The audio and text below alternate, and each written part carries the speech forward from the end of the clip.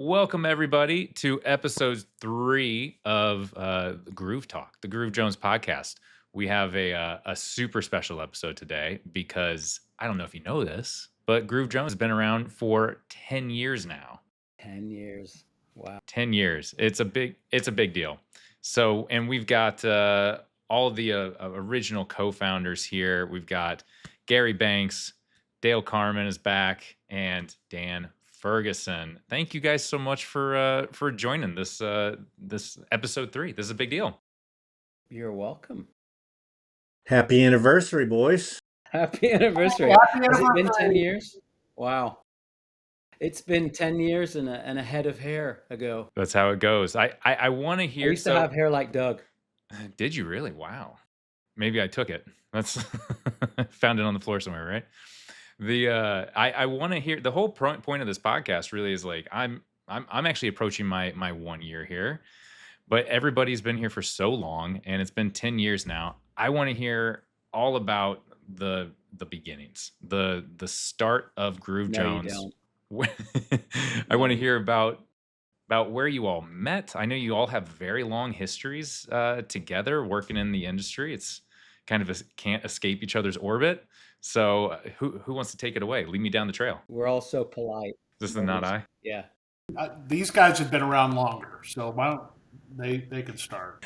Huh, Come on, Dale. boy. You're the Where do storyteller. we go? Well, Gary and I have been working together for a really long time. And then Dan joined us in 2015. We saw this opportunity with virtual reality and wanted to seize it and build a company that would be focused on, creating amazing experiences. We always say, I think I might have already said on the podcast that, that Groove Jones exists to elicit an involuntary guttural response of wow, and to create surprise and delight. And the three of us love to do that. Love to do that with clients, love to do that with projects. And, and to get to do that together, to get to, start a company and with friends that you love and be able to create something special was the goal. And so we did that. And, from the start, I mean, we didn't, it started fast. I'm trying to remember what the first project was. Dan and I were in San NASCAR, Francisco. right? I think it was NASCAR. The NASCAR, Tell me about Comcast. that. Comcast, NASCAR. Well, I think the first project was naming the company, and then Right. Well, that is why I'm wearing my rainbow disco ball suit. I figured it's Groove Jones. We got to be a little groovy, right? Who came up with the name? Who's going to take credit? It was a round and round process, and it was a combination of exploring different visuals and exploring different names, and it's one of those things where shoemaker has no shoes. How does that quote go? It's like hardest to do it for yourself. Like we're better at being, creating stuff for other people than creating it for ourselves.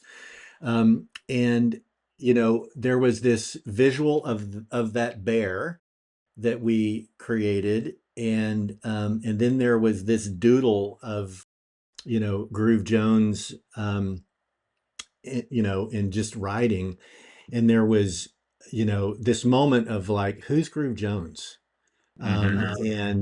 And really liking that feeling. It's like, who is Groove Jones? And ultimately we are Groove Jones. And it's the three of us and you and all the other 30 plus however many people that we have now. We are Groove Jones, and it's this collective of passionate creative people who love what they're doing and are, dedicated to each other and to the projects.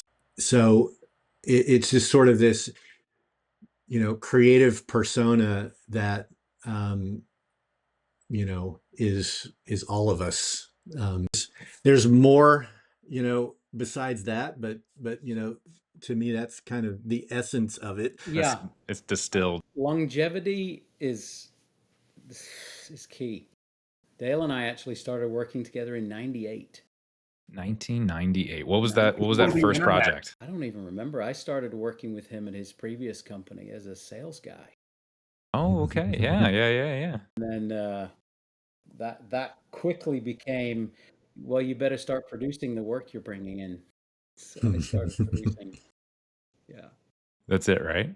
Yeah. So let's go down. So this is Groove Jones is all of us, right? So we should really talk about like everybody has like these very unique backgrounds. You've all been around with each other for a very long time. Let's start left to right. I want to hear. We know all about Dale. Dale's Dale's a veteran of this podcast. But Gary, what is your background? Where do you come from? How long have you been in the industry? I know it's crazy broad bio questions, but I want to get to know Gary. Well, you Now, just asked him where he's from, so listen carefully because his accent's going to shift right now. that's right. All right, Well, let's hear it. actually, I'm an American now, but I am from England originally. Nice. So What yes, part? I'm from England. I'm from Northern England. Here it comes. Yeah, close to a city called York. That would be Old York. It's very old. It's a big Viking town in Northern England, and it's absolutely beautiful place. But I came to the States in '89, and I was in a completely different industry. I was in the restaurant and hotel business. Okay. And yeah, I actually went to school to be a chef. So you go figure, how did you get here? That's a good question. But Dale and I met, we actually, when I got married to my wife in '96, and whom, by the way, Dale went to high school with, my wife, Laura, we started going to the same church together, and that's where I met Dale. He and I became friends. He was watching me at a party. I was Hmm. basically producing the party, and he's just sitting back watching me. And and I know this because he told me later. He's like, he'd be a good producer, you know. So He could just and tell. honestly, people always Hmm. say going from managing a restaurant to doing, like as a producer, executive producer type role, it's actually very similar. It's very much project management. You're dealing with people and you're dealing with product. So, and I was kitchen manager. So I had a lot of different people, and I was obviously with guests a lot of the time. So it's actually a really good training field for this business. A lot of Hmm. high heat, a lot of pressure, a lot Yes. of all of Yeah. that, right? Yeah. Yeah, and it's really that beautiful thing that happens of because there is a lot of heat and pressure in our business, Yes. but Gary has this incredible ability to add uh, uh, this personal touch and warmth and compassion, and can make people feel comfortable, make them feel at ease, and that's so important with clients, and has been a huge asset for me of like, hey Gary, go take care of the client and let me keep working on this thing, and And it's not make ready yet. yeah, and make them be okay that it's not ready yet, but Yeah. everything's going to be fine. And then Dan, um, uh, it was what's his name? He worked for Chuck E. Cheese. Oh yeah, We had redesigned Chuck E. Gary. Cheese. No, was it Gary? No. What was Yeah, it? Gary Frank. Gary Frank. And Oh, I think I remember this project. and Yeah, yeah, yeah. and Okay.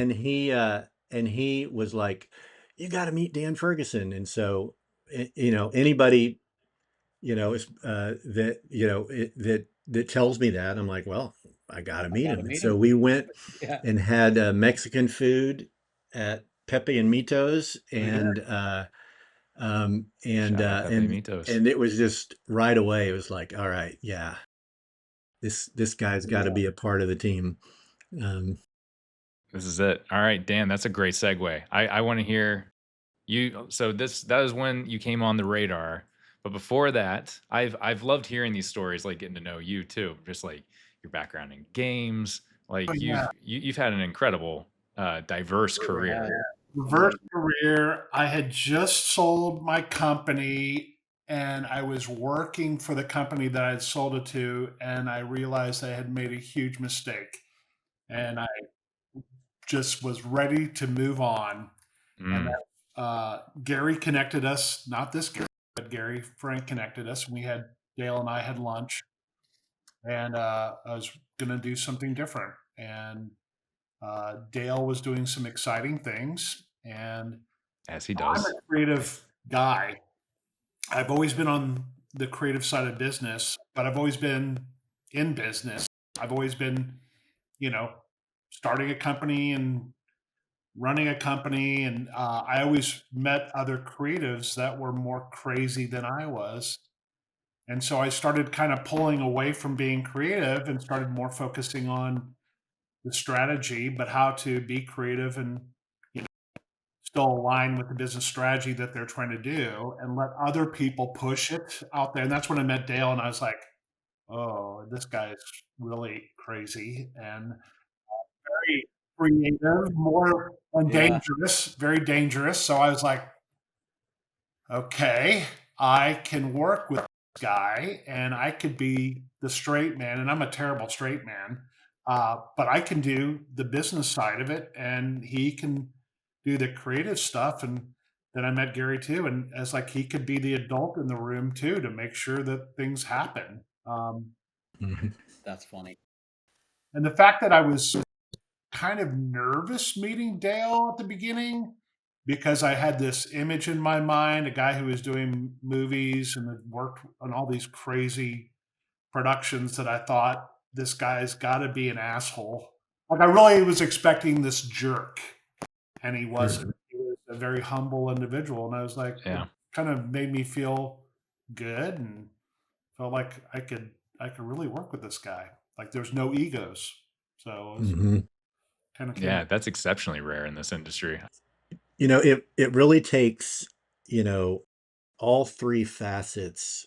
You've got to have that. You've got to have the producer that can manage the production and the client, that organizational, piece. You've got to have, the business strategy and sales component that Dan embodies.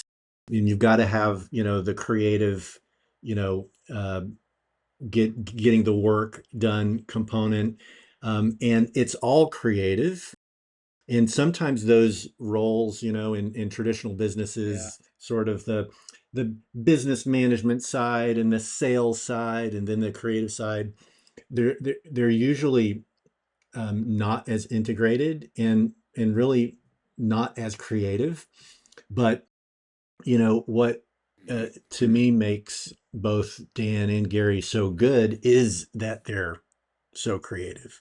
It's like there's not a gap between the creative work and them. They, in fact, part of what, one of the roles that Dan ends up filling a lot is um that's not what we that's not what we sold. That's not doing the thing. And he's very in tune with the creative intent. Hmm. Yeah. To be an And advocate sometimes. And They may get lost in their own creativity. That I've got to be an advocate for. Remember, this is who the user right. is too. Yeah, yeah. This the story that we're telling. Don't get lost in all the the fun details and all that. Yeah, keep the Hmm. mission. well, That's and cool. what the other thing Dan is really good at is the user experience, that user journey. Of course Dale is good at that. But we're kind of separating things out here, and I think that is, when we have a project, it's like, okay, let's go show it to Dan, because Hmm. if it doesn't pass muster with him, then it's we got to fix it. So Yeah. He kind of fills the Tom Hanks big movie role of Great like, movie. yeah, I don't get it. great. I just watched that. I Yeah, just playing with watched the that about a toys. month ago. I don't Playing get with it. the building, going, I don't Uh-huh. get it. Yes, Yeah, I that don't get it. It's a well, building that I was turns into a I robot. was a military brat, Doug, and so my whole life growing up, I was moving all the time, so I had to adapt Yeah. all through my life. And whenever we're in a production, it's not just I'm not Dan. Sometimes I could be the client, or I could be the user and go, "Would a 25-year-old get this?" Okay, Dan's going to be a 25-year-old. I can pretend that I've never touched it or seen it, and can I walk in and play it or use it and get it? And so Yeah. Is that a conscious choice? Like, do you go like, okay, so I need to literally switch my hats here, or yes, is this just kind of conscious choice. just Channel my instinct? 25-year-old. I'm the worst 25-year-old. That's amazing. So that was really you all got together and you all kind of saw. It sounds like to me you all have your unique strengths and also you're human. So you have your weaknesses and you find some people that can shore those things up and then you have this really solid core to then build everything else around. Is that Mhm. kind of the jumping off point? Yep. That's Yep. amazing. That's It very is. cool. I So will say, I will tell you that there are no other men that I would rather be working with. Trust these guys, love these guys. I do. I trust everything about them. Even when we each of us make poor choices, we come around and we're still there. You know, Mhm. I will tell Yes. you that. It's I feel Yeah, very it's definitely, all for one and one for all. And the attitude of no matter what and till death do us part. mhm. That's it. Like a really weird married couple, Yeah. yeah, Yeah. No, married triplet. Very good, very yeah. cool. well, and that's so rare too in this in this industry. Like I remember previously at Real Effects, like it was not uncommon to find people that have been there for like a decade, Hmm. and that's exceptionally uncommon at every other studio in the world, almost. Was Hmm. did you all have like that long term vision of like here we are 10 years later? Is this where you thought everybody was going to be? Is do you did or was it just fun to find it out along the way with your friends figuring it out? I, well, my mindset is I've made this choice. This is what I'm going to do. Yeah. You know, Hmm.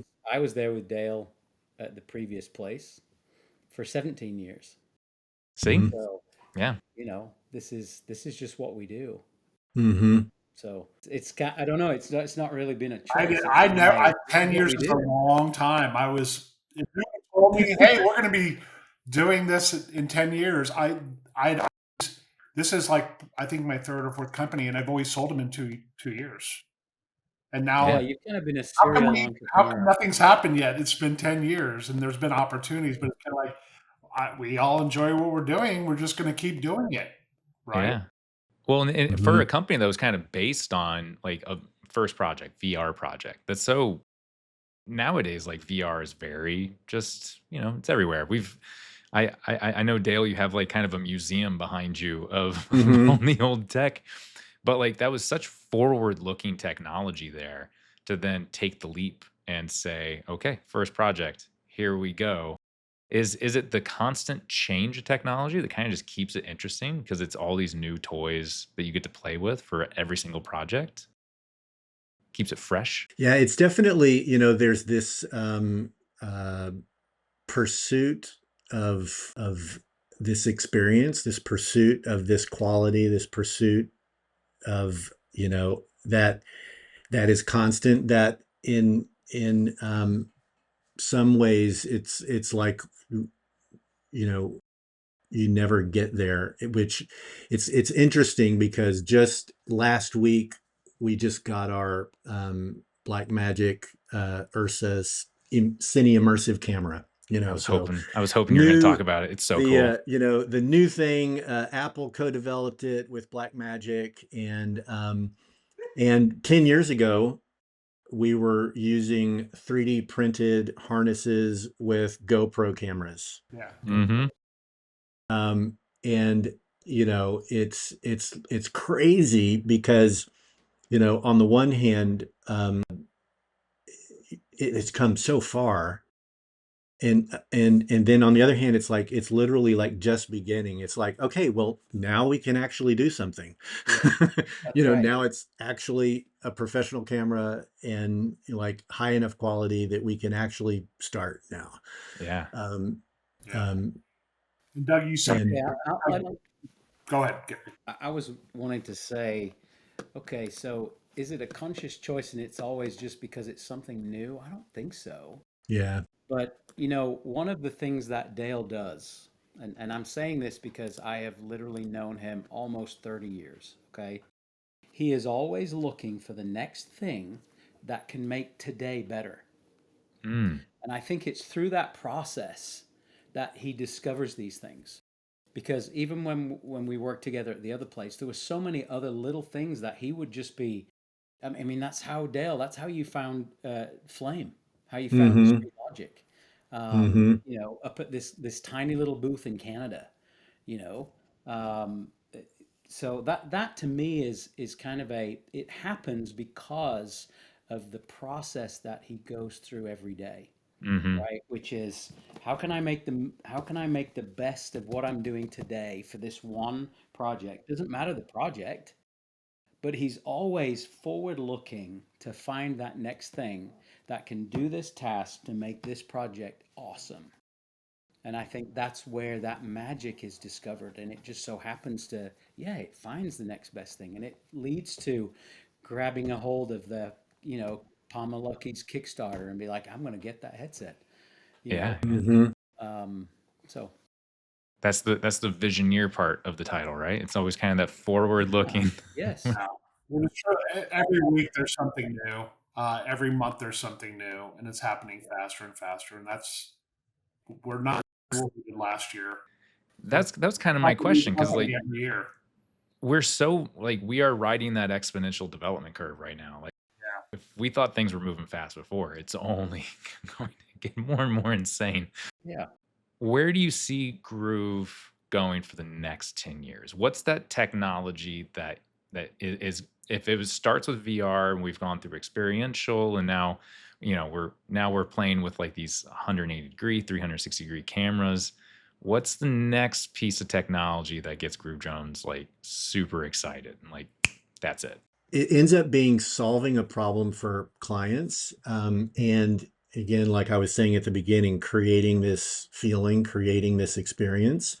For a lot of our clients, it's about, hey, we're going to be at this show, and we need something special. We need something that's going to get people's attention. And so that ends up driving a lot of the, okay, well, what's a new thing we could do? And so that is part of it. That what is a cool new thing? But it always ends up being, well, it's got to be a cool new thing that makes you feel something, that makes you, want to talk about it. It's like you didn't do it unless, people are going home and telling their wives or their kids or their Grandparents. husbands, their friends of like, oh, I saw this thing. Yeah. And so, what we created for Invesco, um, for the You're March having a hard time because Madness. there's been so much Invesco Yeah, stuff I we've was, I was done. like, which event, which Which event one was is it this? for? It was for March Madness, for the NCAA finals. Yeah. It wasn't. It was just, how can we do something that is different? And it ends up being kind of, oh, well, you know, Dan's like, well, we did that thing for Oria in Barcelona. Could we use that? And it's like, oh yeah, we could do this. And then the client saying, well, we want to have something with a leaderboard, and we kind of pull these things together until we're like, okay, this is what we could do. Mm. And then the technology ends up being like, okay, well, it's just helping us get there, helping us um, which, the latest surge, um, isn't really about, for me, it's not really about AI. It's not really about that it's new. It's like, it's just helping me make things faster. Like it's just helping me, realize things faster to try to, solve those problems. Yeah. So it is like it's just the pursuit. The technology you're excited about is whatever helps solve the problem. Next thing that's around the corner that makes Solve it the even easier. problem Great. to create the experience. It's like I'd hate to speculate what new thing is going to be coming around the I know corner in 10 you'll years. sound wrong no matter what, right? We can never I keep was up. really off. Or, oh, look at how smart I am. No, it's, I imagine us doing the same thing. Yeah. We are Making going those to be cool projects. creating experiences for people to let them, to educate them, to market to them for our Hmm. clients. And we're going to have fun doing it, Love that. you know? So let's take a trip down memory lane real quick too, and we can talk about some of. I want to hear a favorite project, one that that really like jumped out at you over the last 10 years. You're like, I'm gonna remember this one. We all have them. Gary, you're wincing, but I know you got one. We I've, can. no, the win says I don't know how to pick it. It's too many. And yeah, I'm not, yeah. But anyway, somebody else go first so I can think about it. Dan, I know you've got some favorite projects. I know you do. Well, Dale will tell you the one I'm working on right now. It's always the That's one right what now. he'll say. And Yeah, some that's people might think that's try. It's not. It's he means it. He really does love everyone he works on. So How about you, Dan? I mean, there are a lot. I think the American Horror Story experience Mm, for that was FX fun. Networks was yeah. a What was great that one? experience. Which client do we want to get brownie points from the most right now? Oh yeah, yeah. Let me rephrase that. Well, I like it because we were tasked with creating something, and then we didn't really get a lot of stuff to work with from the client because for the new season, Mm, they wouldn't give us any insight into the new season, no scripts. So it was kind of like let's use previous shows and then recreate it in VR, but you get access to no talent, no materials. It was just create everything from scratch. But when you put multiple people in a VR experience that's horror, and then everybody is screaming and shaking and terrified, and everybody outside of the booth hears that, and so they get more scary. Like, oh my god, what are they doing? The people, what are they seeing? It was just so much fun that I wish every production was like that. It was like a big event, a big secret event that everybody wanted to see, and it ended up becoming that. As soon as it was shut down, we were getting phone calls from all around the world. How do we get this? yeah. The demand was insane after it was over. So they're all fun. They're all crazy. They're all great. Um, so it's So hard to sometimes those wows Yeah. can be screams, is what you're telling me. Those involuntary wows, they can also be, but it's yeah. the Yes. same Yeah. Yeah. Jump same jump source. scare jump scares are fine. The The best. the those that project was in the early days, and it was a lot harder back then in a variety of ways, but one of them was that, you know, most people had never seen VR, and so we would have to bring a huge computer and lighthouses that you had to put on stands, Hmm. and all of this stuff. And it was also a really good example of another core principle that we have of don't do what the client said, do what they meant. Because almost everything that they said we was not what we ended up doing.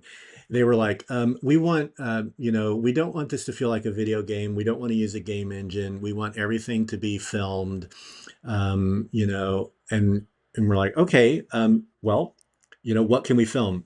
We don't have anything. It's like, okay, so like we're gonna like cast lookalikes and then shoot that. Well, yeah, we're not sure we're gonna get approval for that. But they were very fixed on no game engine. Mm. But with VR, if you shoot something, it's fixed, and you can look around, but there's no parallax, there's no movement, and so you lose some really critical parts of the immersion. Hmm. And we really needed more than that, Yeah. and so we ended up asking the client, can we come out and show you something? And so we went out, brought all of this stuff, set up in their conference room, and then asked the client, the creative director at this agency, to come in and to lay down on the ground. And so he's like, "What?" And so, but literally, it's like lay down on the floor in the conference room, and then put the headset on him. And we had created this experience that was it was this kit bashed thing, which basically we means we grabbed existing pieces from other projects. Hmm. It was of a subway, and it just had flickering lights and water dripping down the sides, and had him lay down, put the headset on, and you just hear the sounds, and you've got the flickering lights.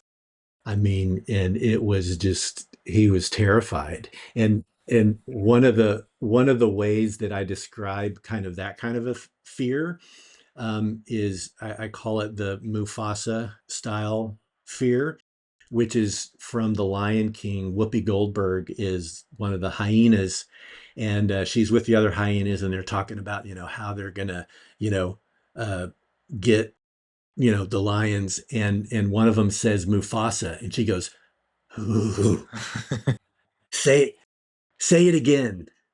Yeah. And it's that sort of like fear that you it is scary, but it's also kind of thrilling, and like you want to do it again, so it's not just like grotesque or obscene or shocking. There's something else about it, and it's also kind of this um, I describe it as this Hitchcock style of Very of much. terror and horror, Yeah. where we're letting, even though there's a lot of visuals, and even we're letting your imagination contribute to it. Yeah. Yeah. Never show the So monster. something's gonna happen, and you're just scared, and then the twists are, I think it might have been Dan's idea to be like, hey, can we have multiple people at the same time? Hmm. And I don't know if that had been done at all. No, I think it was one of the first times we had five Yeah. sing. And then Yeah. y- yeah, and then we added, where we had the the brand ambassadors be part of the story, you Hmm. know. So they're wearing lab coats, and bringing people in, and In the um, part. yeah, acting Yeah. the part, and so it just really created this really special thing. And and for us, it's not new for news sake. It's new for, I haven't seen that before. Yeah. It's different. Yeah. Yeah. So, okay, so I've identified my favorite.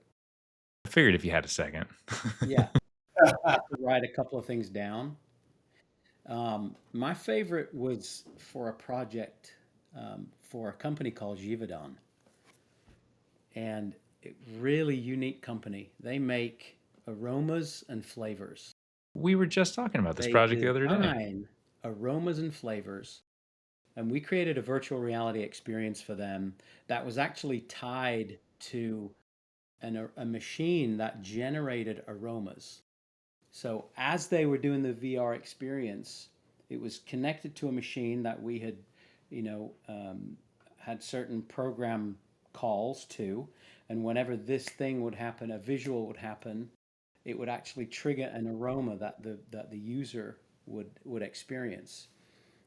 That was so special to me because coming from a culinary background, I actually got to be our food stylist on set. Oh, that's And cool. there was a live action component. There was a lot of CG component. I mean, it was really now it was a very difficult project because Givaudan is a worldwide company, and I'm talking about clients that are in Thailand, like the project managers in Thailand and Switzerland and Connecticut, not Connecticut, they're Cincinnati. Mhm. Cincinnati. It Okay. was a nightmare to produce. I'll just say that. But that to me still is one of my favorite projects because of just how wonderful it was. And the final product was fantastic. It was an amazing VR experience. Mhm. And to do VR with smell-o-vision, it's just amazing. Oh, look at that. There you go. There's You know, Gary when he had hair. that's, Oh, that's well, amazing. That's him when I kind stylizing of food. almost had hair. Ah, Are you painting the orange? Is that what you're doing? What are you? I'm Is that I'm what a chef does? yeah. glazing it to make it This is, pretty pretty. uh, that picture's a good example of do whatever it takes, Yeah. and kind of like whatever hat you need to wear, you need to wear the hat, and so Gary has absolutely, he's been the food stylist, he's been the art director for live action stuff, he's been, craft services, like it's just like, You need what needs to be done, Yeah. and What do you guys need? and but the other part of it is, like we would have clients think that that was his full-time profession because he did a very Very. good job of it, you know. So which is, all the other part of, like, you're just watching like, doing, it has to be great. Like Doug. it's not to save money. No, It's, no, it's, um, a I lot of like times it's just because of logistics or timing, that make it happen. Yeah. Um, Yeah, that's incredible. I can see. I love hearing these stories because, like, now it's very clear why Groove Jones is here 10 years later, and it's because, like, you guys have a really solid core of just friends who like to make really cool things and solve problems for clients. right. And no matter what, nobody's ever stuck in an office. Like, oh, that's not my job. It's always, it mhm. really is like, hey, Don't ever say that to me. yeah, yeah, oh, that's not my job. I've done everything. I've picked up cigarette butts, cleaned up vomit, pee, poop, parked cars, ran for food. Yeah. Don't Well, and ever say it's not I my don't job. I don't think I have But ever heard anybody say that here. Other companies, sure. I don't think I've Yeah. ever heard anybody say that. It's just kind of this top-down culture. I always hate that word culture, but I mean, it is kind of what it is. It's that, Mhm. or maybe lead by example. I don't know. Mhm. it is that, Doug. It's lead by example. I mean, I've had many staff people and clients and freelancers tell us, one of the great reasons they liked us was because it's like we're not up here and them down here. It's like Like, Yeah. we're shoulder to shoulder. It's like when we're working a job, we're peers. Mhm. I And I I when saw that people see firsthand. that, when they Yeah. experience it, it really makes a big impact. It was in like my, I don't know, 3rd month, maybe 2nd. When was Final Four? But it was down in San Antonio, and I got to go down with Dan, and we're in the back room, backstage, Yeah. sweltering. But of course it's Texas, so it's also storming. So we have to deal with heat, rain, uh, thankfully no fire, but like but it was pretty dicey, and all the oh, cameras went down. Everything was overheating. And Dan was the first one to like pop up, and he's like, "All right, I'm going to Walmart. What do you guys need?" And he comes back with baby fans, little baby stroller Yes, fans I love to it. put on our little camera babies. Yeah. And sure enough, we got it back up and running, but it was never like, not my problem. It was all right, let's solve it. I love that. It was so much fun. Yeah, I've Yeah. never seen anybody in the studio say that's not my job. Yeah, me too. Nobody, which is great. And I don't think we've ever said to not say that. Is that right? I mean, I think everybody just picks it I up. don't think it's in the handbook. Yeah, they learn by seeing what everybody else is doing, and it's just it is. I hate the word culture too, but I guess it is culture. Yeah. Well, Yeah. I Well, think that it's a byproduct of how we work, how we operate. It's a byproduct of our integrity. It's a byproduct of how we communicate, how we talk to each other. It exists. It's not something that we've gone after. It just happens. Although I do remember at the beginning, I know we all said to each other, we want to create a company that we want to go to work at. Yeah. yeah. And that's what we've done. Yeah. I, Is that how you there's another attracted? story, Doug. Oh, please. Yeah. Tell me. So you can edit this as much as you want. Was there I another one?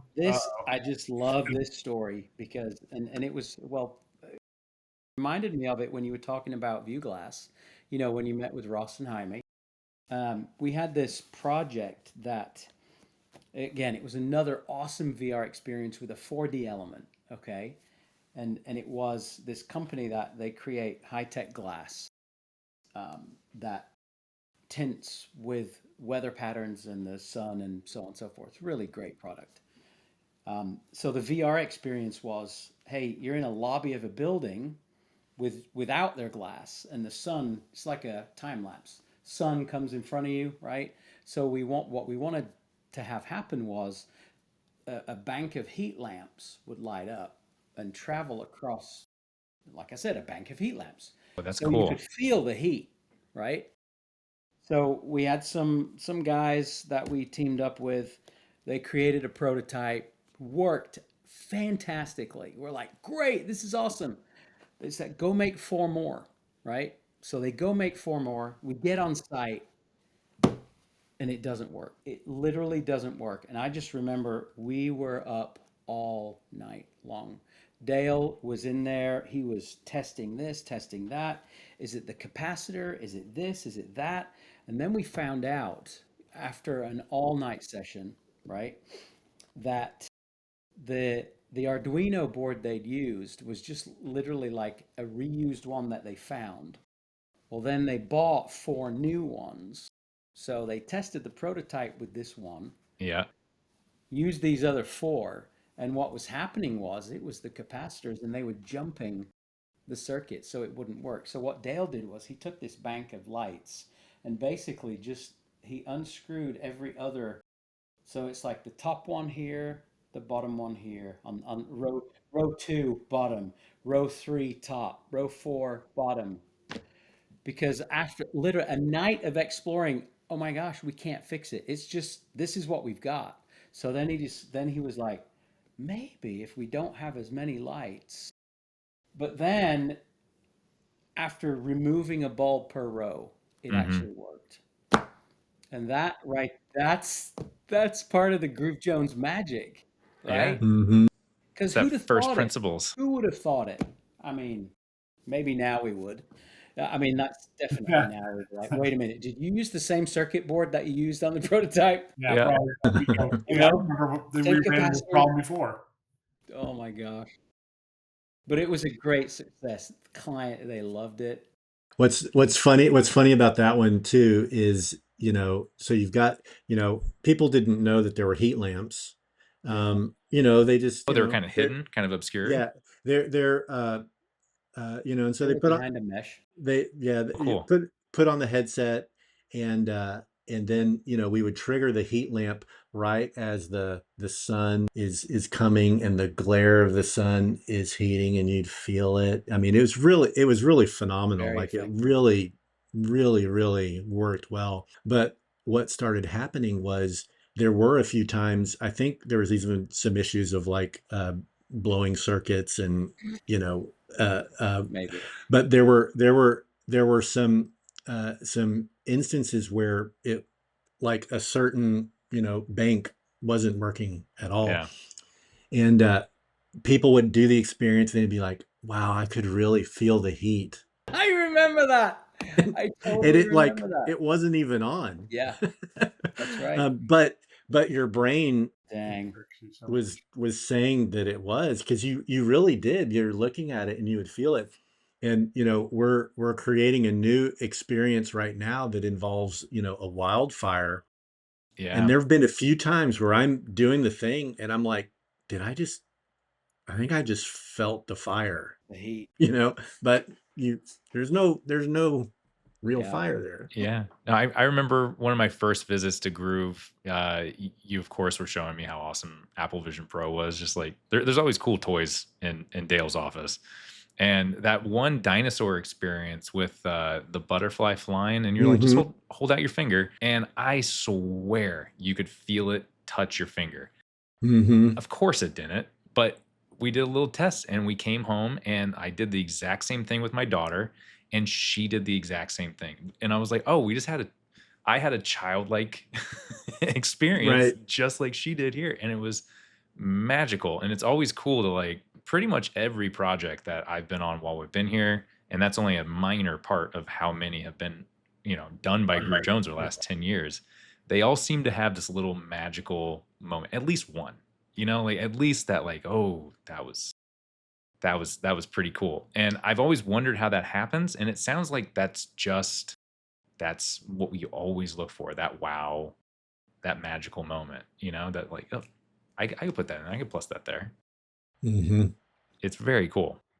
There's I was thinking about what Gary said about, what's the most important project. It's the one I'm working on. And that's not necessarily a conscious decision, other than sort of the idea, that you've got to be present, and just in life in general, Hmm. how can you be more present? And so at some point a long time ago, that became kind of a conscious decision for me of like, just be here now, just be present now. Hmm. And one of the byproducts of that is that that's what you're giving your full energy and attention to. Yeah. Hmm. And so it does become that. It's like, you know, whatever I'm working on right now is the most important thing, and it's the hardest thing, and it's the newest thing, and it's the, uh, um, and so and you get this combination of like pressure forces and time forces and like all of these things, because but then you're also putting all this energy into it, and special things happen because of that. That project that Gary was talking about, we got to just we got to meet with a client this week, and we hadn't seen him in 10 years or whatever. And but they still had these, fond, vivid memories of us and what we did. and What we created. and that's what remains. Mm. That's what lasts. If it had been on budget and on time, and there had been no problems, I mean, that would have been really cool. That would have been, really nice. But Yeah, but but what they remember is what they felt. What they remember is that energy and this sort of like determination. Like, we haven't seen them in 10 years, and and for the last, several years, they've been working at this new company, trying to find an opportunity to bring us on Hmm. and work on this thing, like this this rabid, voracious, like, we've got to get them on this project. That's awesome. But it's because of that memory of like, they did something special. Yeah, Special. they It's so easy to forget an uneventful event, right? Oh. But it's so hard to forget that special event. And if we get to work on 10 or 20 special events or special things, it's really rewarding every year. And then pick your favorite one. So there's so many that are just like when we get to go above and beyond or do that special thing, it's like that's the stuff you remember. And that's what's important. I don't think anybody's going through the motions. No, I don't think so either. Maybe there's something there to be said for all of us because it's not been easy. No. Nothing there. Well, how could you enjoy it if it was easy? If it was Not easy, it's just Mhm. meh. if it was free. I mean, I might If like there to was no try. value, you know. I might like to. I might like to try and say, everything goes perfectly smooth. I mean, I don't know. I don't know. That sounds I boring. like that once in a while. I like the You know. Apollo 13 moments, man, like where everything's broken and you've got a pile of basically garbage in front of you, but you got your friends and everybody's really Mhm. smart and it's like, okay, we have a very clear problem. How are we fixing it? This is Yeah. what you got. And I think that's where some like really magical and creative like moments happen. Mhm. Creativity is through limitation half the time. If you had unlimited resources or the perfectly smooth project, I mean, it would be nice, but Happy surprises, happy surprises. happy I accidents. remember. Okay, I'll give you another Dale quote. He said, "I finally figured it out. It's not about who do you want to be happy with. It's like who you okay being miserable with. It's a really good point. You know, And you want your friends. You want your friends and you and want with people you can count on when the rubber meets the road. yeah. That's what you need. And that's why Dale's got his family here working too. He's got his son. It's like he's That's right. who else you want to be in the trenches with than your friends and family, Yeah. right? That's it. It's really cool. Well, I wanted we're getting towards the end here, and I'm gonna Wait, hold Are on we a minute. done? Hold on a Doug, minute. wait a minute. I know We we're didn't pick Andrew because he was his son. We picked Andrew because he's freaking awesome and talented. Andrew and is amazing. yeah. freaking awesome. Yeah. Just Well, yeah, come no. here. Nobody would be Absolutely. around if they weren't No. great. Like Yeah. Yeah. we No. are Our really kids, good. I mean, trust me, we've all had our kids working, and it's like I tell them, I'm like, just so you know, it's going to be harder for you. Yep. It's going to be harder. You got to prove yourself.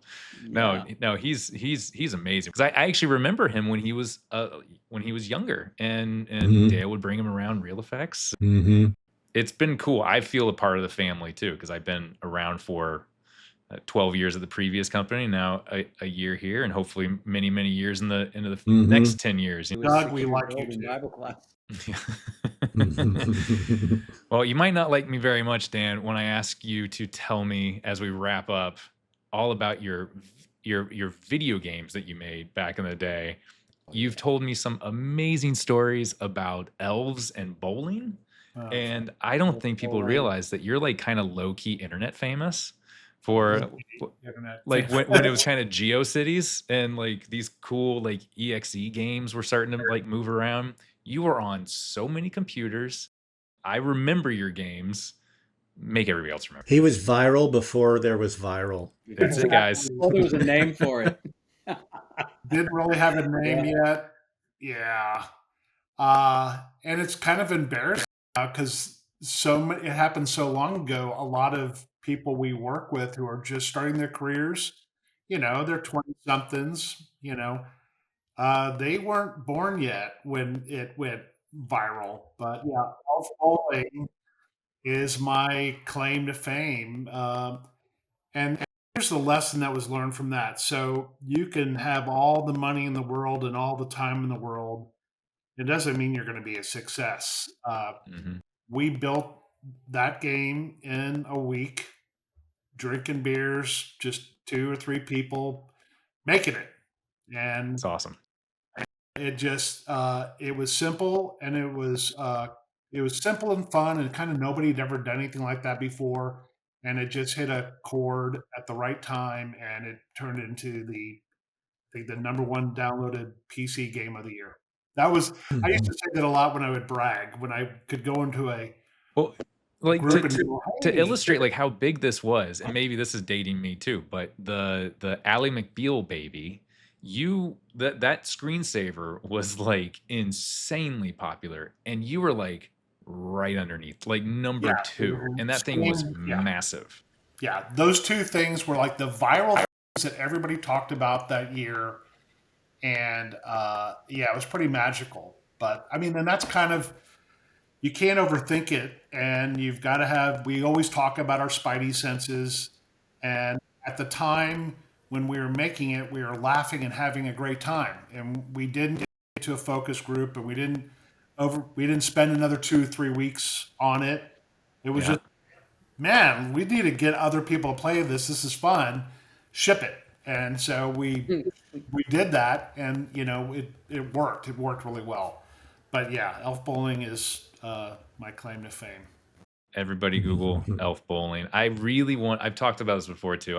If that took you 2 weeks, I really want to just take maybe like 2 days and get like a Groove Jones like game jam where we use some like see how our developers like maybe reinvent elf bowling. I don't know. We can maybe put a bear somewhere in there, We've right? tried it before. We've always overthought it, spent too much money on it, and not shipped anything. See, that's why I think 2 days, and we use some AI tools, and then Just we can do like it. Doug. put it Just out there do for it. people to. Just do it, and don't ask us. Well, Just and Dale says this show all us. the time. When we build something, you put a coin in it, get a prize. Push a button, get a prize. Like, Right. it's like, let's just kind of keep it simple. And does it feel right? It feels right. It's like the horse that you put in that experience. It works. Can't wait to see it. Yeah. We do it all the time. When Dale says, "Hey, come here, come check this out," it's like, what are we going to get to see? It's a new truth. It's always fun. So I can't wait for people to like we're some of these projects we can talk very specifically about, and others are very vague because of course we're like in the middle of it, but they're so cool. I can't wait for people to see what the game is with the horse, and that has crocodiles in it too, or alligators. Alligators. Right. Yeah. I was moving to Louisiana, and I was telling our developer, I was like, that's some murky water, man. Why don't we put some gators in there? Like, come on. Some alligators in there. That's funny. Yeah, it's very This has cool. been fun, Doug. I have to say, I like us. Yeah, you guys are all right, again. right? Groove Jones is pretty groovy. It's pretty neat, guys. Well, thank you so much for joining and for celebrating and for being here, for making this company that's been here for 10 years. You guys have made being a part. Oh, my pleasure. It's there's so many people here that I know feel the exact same way as me, and are just making some really cool stuff. And it all started with the original 3. I need a cool nickname. You're saying 3 Musketeers, or what was it before? I said earlier. But I think you should interview everybody in the studio, and I think everybody should. That's the idea. Tell their story. I mean, this is they're all great. They all do wonderful things, and they all have an interesting perspective on what we're doing. So that's the idea. I like to say that we are the sum of our parts. Groove Jones is the sum of its parts, and like Doug, you're one of those parts. We're one of those parts. Every groover is a part of it. That's right. It makes it who we are. Yeah.